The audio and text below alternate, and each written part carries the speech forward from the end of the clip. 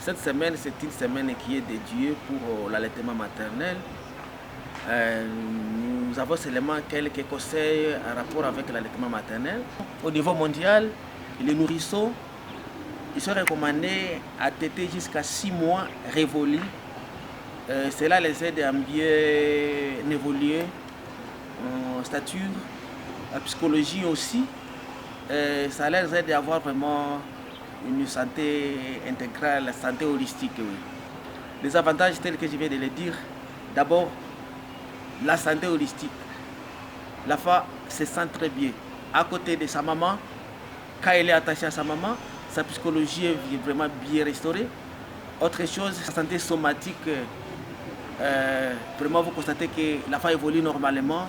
Il gagne son poids, ses os se fortifient. Son organisme vraiment évolue bien. Autre chose, il est épargné de toutes sortes de maladies. Il y a l'immunité ici du lait maternel. Il y a donc beaucoup d'éléments nutritionnels qui protègent les nouveaux-nés contre les maladies. Normalement, tel que je le disais, donc une première étape, d'abord, uniquement les maternelles jusqu'à 6 mois. Et on peut aller jusqu'à 24 mois, révolu. Là, il n'y a pas de problème. Là, on considère que cette femme, vraiment, ces nouveaux-nés, ces nourrissons, a tété vraiment jusqu'à sa satiété. Les conséquences qui en découlent, tout nourrisson ou bien tout nouveau-né qui n'a pas eu vraiment l'occasion de profiter le lait maternel en totalité, il y a quelque part d'abord un problème de santé. Son immunité est redoutable parce que de temps en temps, il tombe malade, il ne sait pas se défendre face aux maladies de la première phase.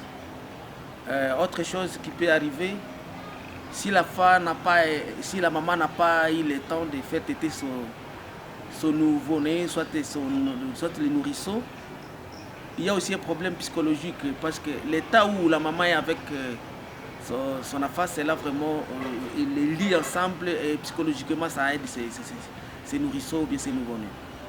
Est-ce qu'il y a quelques images qui montrent comment on peut bien allaiter l'enfant?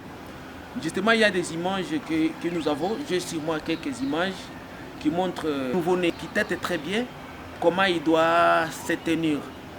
Normalement, le nouveau-né, quand il tète, il ne doit pas se limiter seulement au tétis.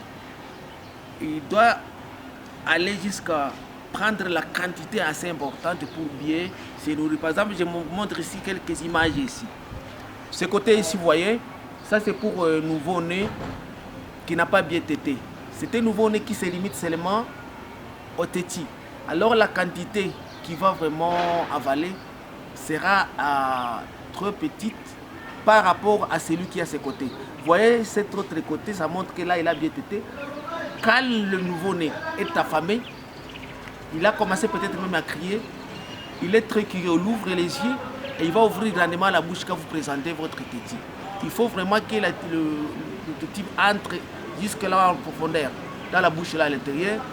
Comme ça, l'auréole là, il faut vraiment qu'il semble épais, avaler ça. Je ne sais pas comment expliquer. Il semble épais, vraiment prendre la bouche bien ouverte.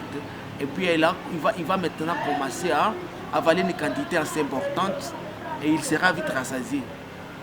Et conseil que vous pouvez donner aux mamans allaitantes qui nous captent? Le conseil que je peux donner, il faut vraiment qu'ils respectent la norme. Si ma foi, un peu d'expérience que nous avons, moi-même j'ai mes enfants, ils sont vraiment allaités à 6 mois révolus. Par constat, j'ai déjà vu que c'est rare de voir mon nourrisson avoir la diarrhée avant 6 mois. Et je constate que ça c'est l'immunité qui le protège. Je conseillerais à ces mamans vraiment de respecter la norme. Et autre chose, je leur conseillerais d'être auprès de leur papa, conseiller à ces mamans-là qui travaillent en ville et laissent les enfants avec des biberons à la maison. Cela peut empiéter et causer des problèmes énormes. Un enfant qui sera toujours malade parce qu'il n'a pas eu l'occasion de téter et d'être en relation avec sa maman. Et nous sommes là pour le conseil parce que je me souviens même nos mamans qui viennent accoucher ici vers 36e semaine. Nous avons le temps de les conseiller quand ils n'ont pas encore accouché pour voir comment ils peuvent allaiter leur nouveau-né. Et pour les autres qui ont déjà accouché, surtout le premier part, nous parvenons même à aller jusque dans leur chambre pour leur voir comment ils vont faire téter leur nouveau-né. Nous avons aussi des documentaires, des films que nous leur montrons, comment on peut faire téter leur nouveau-né. Et voilà, ceci aussi, ce sont des images qui montrent comment on peut faire téter et l'importance même, la position même qu'on peut prendre pour, quand vous voulez positionner le nouveau-né pour l'allaitement. Il y a donc ceci.